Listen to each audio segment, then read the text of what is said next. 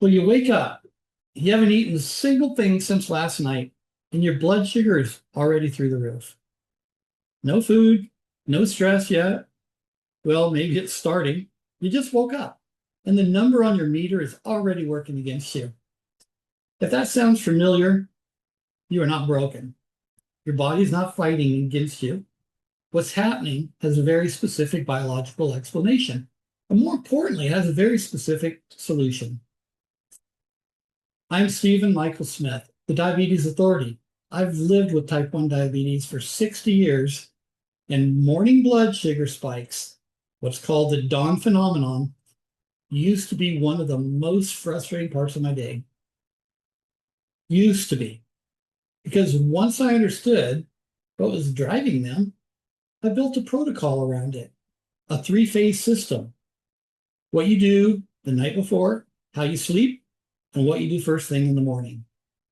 And when all three phases are running together, those spikes don't just shrink, they stop.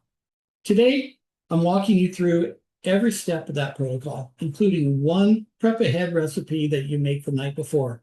And it does double duty. It sets up your evening right and becomes your morning meal. Practical, simple, and built entirely on the dominating diabetes system. Let's crush those morning spikes for good. Why morning blood sugar spikes happen. To fix morning spikes, you first need to understand exactly what is causing them. There are two mechanisms working against you. The first is called the dawn phenomenon.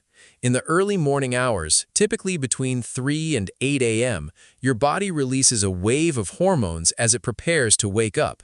Growth hormone, cortisol, glucagon, and adrenaline all rise together.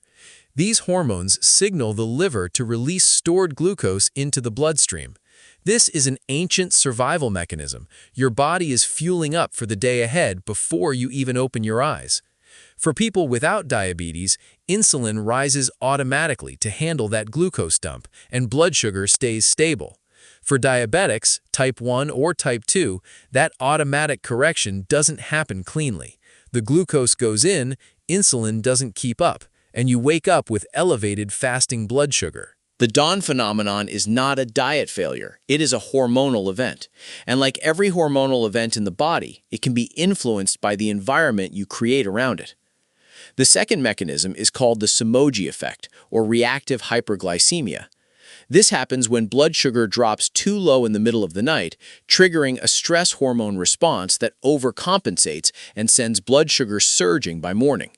It looks the same on your meter as the dawn phenomenon, but the cause is different. The fix, however, overlaps significantly with what we are covering today.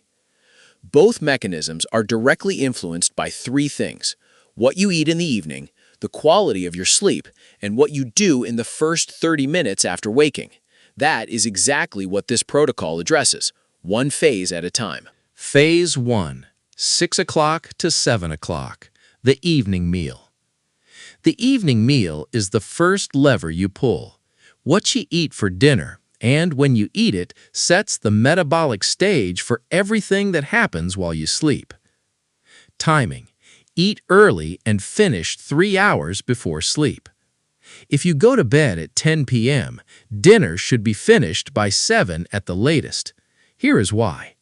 Your body's insulin sensitivity drops significantly in the evening.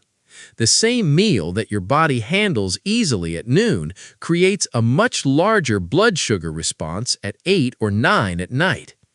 Eating late also means your blood sugar is still elevated when you lie down. Elevated blood sugar at sleep onset disrupts the hormonal cascade of deep sleep, which in turn elevates cortisol, which drives a harder dawn phenomenon the next morning. One late dinner can cascade into a difficult blood sugar morning 12 hours later. Your evening meal should be the lightest meal of your day, not skimpy, satisfying, but built for overnight metabolic stability, not for maximum fuel. The specific composition that works best for overnight blood sugar control: a moderate portion of a low glycemic starch, lentils, beans, or cooled rice, paired with non-starchy vegetables and zero added fat. no oil, no butter, no animal products that bring saturated fat into the overnight metabolic window. Why does fat matter so much at dinner specifically? Because fat takes 4 to 6 hours to fully clear from the bloodstream. Fat eaten at 8 p.m. is still in circulation at 2 a.m., still contributing to the intramyocellular lipid load that blunts insulin sensitivity, exactly when your dawn phenomenon hormones are starting to fire. Low-fat evening eating clears the metabolic field for cleaner overnight insulin function. A lentil soup or bean and vegetable bowl eaten at 6:30 p.m. creates a fundamentally different overnight metabolic environment than a chicken and pasta dinner eaten at 8:30 p.m. The difference shows up on your morning meter. The evening walk, 15 minutes after dinner. After your evening meal, take a 15-minute walk. Not a workout, a walk. Easy pace, outside if possible. Post-meal movement pulls glucose out of the bloodstream through muscle contraction, independent of insulin. A 15-minute walk after dinner can reduce your post-dinner glucose peak by 20 to 30%. That lower peak means lower overnight glucose levels. Lower overnight levels mean the dawn phenomenon hormones have less glucose in the system to amplify. Your morning number drops as a direct result of a walk you took the night before. Phase 2. 9:30 to 10 p.m. The sleep protocol. Sleep is not passive recovery. For a diabetic, sleep is active metabolic work. What happens to your blood sugar overnight is directly shaped by the quality of sleep you get and the specific conditions you create before you close your eyes. Wind down cut screens 30 minutes before bed. Screen light, particularly blue light, suppresses melatonin production. Melatonin does not just regulate sleep, it also plays a direct role in insulin secretion and glucose regulation overnight. When melatonin is suppressed by late screen use, overnight blood sugar control degrades. 30 minutes before bed, screens off. Replace that time with reading, light stretching, or simply being still. This is not a small thing. It is a hormonal intervention.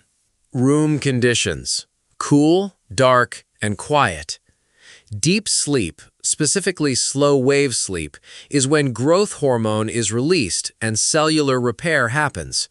Growth hormone, released in a controlled pulse during deep sleep, actually improves insulin sensitivity the following morning, but you only get that controlled pulse in deep, uninterrupted sleep.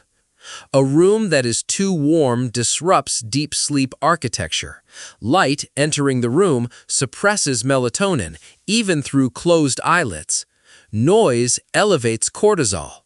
The ideal sleep environment: 65 to 68 degrees Fahrenheit, completely dark and quiet. These are not comfort preferences, they are metabolic conditions.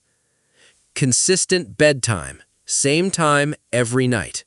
Your circadian rhythm governs cortisol timing. When you go to bed and wake at the same time every day, your cortisol curve becomes predictable. It rises slowly and peaks at a manageable level in the early morning. When your sleep schedule is irregular, cortisol timing becomes erratic, the dawn phenomenon intensifies, and your fasting glucose reflects that chaos every single morning. Irregular sleep is one of the most underestimated drivers of poor fasting glucose. Consistent bedtime is free medicine. Phase 3, 6 to 7 a.m., the morning protocol. You wake up, you check your blood sugar. Now, what you do in the next 30 to 60 minutes determines whether that number stays elevated all morning or comes down fast and stays stable all day. Step 1. Water first, before anything else. Overnight, you lose fluid through breathing and low-level perspiration. Mild dehydration concentrates glucose in the bloodstream, meaning your blood sugar reads higher simply because there is less water diluting it. Drink 16 ounces of water the moment you wake up, before coffee, before food, before anything. This one habit alone can drop an elevated fasting reading by 15 to 5 points within 30 minutes. Step 2. Move before you eat. 10 minutes. 10 minutes of light movement before breakfast, a short walk, gentle body weight movement, anything that contracts your muscles activates the insulin-independent glucose transport pathway in your muscle cells.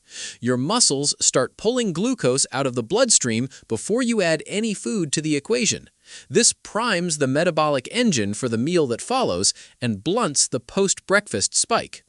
This does not need to be a workout. 10 minutes of purposeful movement is enough to make a measurable difference on your post-breakfast glucose curve. Step 3. Eat breakfast within the first hour of waking. After your movement, eat breakfast within the first hour of waking. This is important.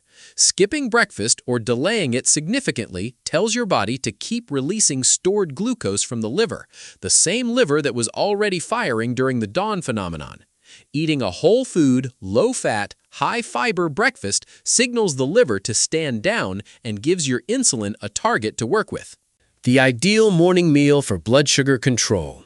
Slow-digesting whole-grain starch, oats, cooled rice, or the overnight recipe coming up, combined with fruit and no added fat. This combination releases glucose slowly, engages your gut microbiome with prebiotic fiber, and sets a stable blood sugar foundation for the entire day. Step 4. Check your number again at 2 hours. 2 hours after your first bite of breakfast, check your blood sugar again. This is your post-meal reading, and it is the most important data point of your day. In a well-functioning system, your 2-hour post-meal reading should be less than 30 to 40 points above your fasting reading. If it is higher, something in the morning meal, portion, composition, fat content, needs adjustment. The meter is your feedback system. Use it. Now, here is the recipe that makes this entire protocol easier to run. It takes 10 minutes to prepare the night before, it handles itself while you sleep, and it is ready to eat the moment you need it in the morning. No decisions, no scrambling, no reaching for the wrong thing because you ran out of time. Stephen is going to walk you through it right now. All right, here's the recipe. I call it the overnight blood sugar reset. 10 minutes tonight, if that, ready to go tomorrow morning. All 3 spices from the last video are in 1 jar. This is a Dominate Diabetes System in a mason jar. Let me tell you why this works. The rolled oats soaked overnight develop more resistant starch than freshly cooked oats, meaning they digest even more slowly and create flatter blood sugar curve in the morning. The chia seeds add omega-3s and a second layer of soluble fiber that further blunts the glucose response.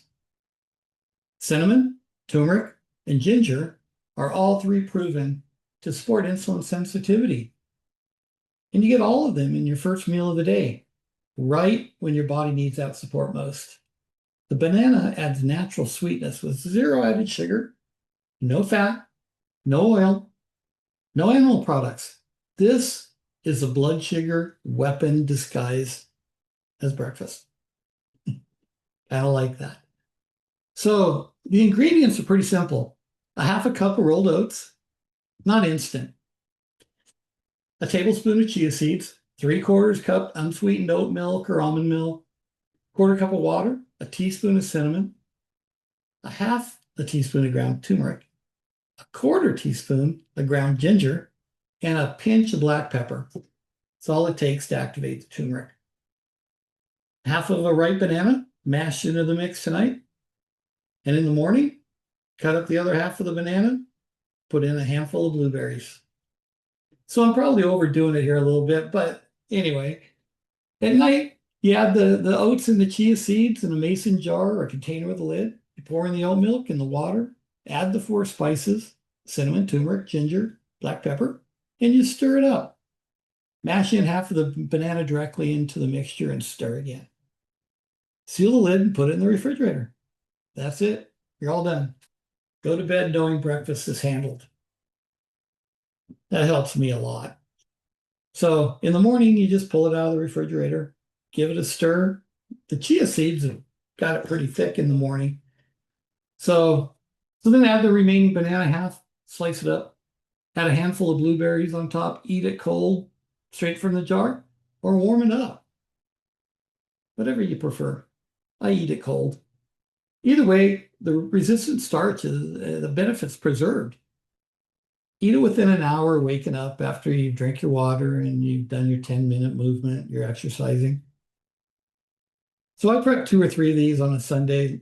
I line them up in the fridge. Monday, Tuesday, Wednesday. Yeah, breakfast is already done. No decisions in the morning. No reaching for something that doesn't serve the system. The system just runs. That is what dominating diabetes looks like in practice. Not willpower every morning, but a system that does the work for you. So we have 3 phases, 1 protocol. The evening meal that sets the overnight stage, the sleep that lets your body do its repair work, and the morning routine that meets the dawn phenomenon head on before it ever gets a foothold. This is not about perfecting one morning. It is about building a system so consistent that morning spikes become the exception instead of the rule. And then they just stop showing up at all. Won't that be great? I've been running this protocol in one form or another for about 15 to 20 years with my type 1 diabetes that I've had for 60 years. But it works because the biology works. And the biology works every time you give it the right environment. Give it 2 weeks. Few changes, 2 weeks, run all 3 phases. Check your fasting number every morning and write it down. I promise you, you're going to see something move. You'll be very happy with this. If this gave you a clear action plan today, subscribe right now. I do videos, a couple of them every week, and every one of them is built on the same foundation. And if you don't mind, drop a comment and tell me what your fasting number looks like right now. I want to know where you're starting from. I read every single one of them. It's not managing it, it's dominating it.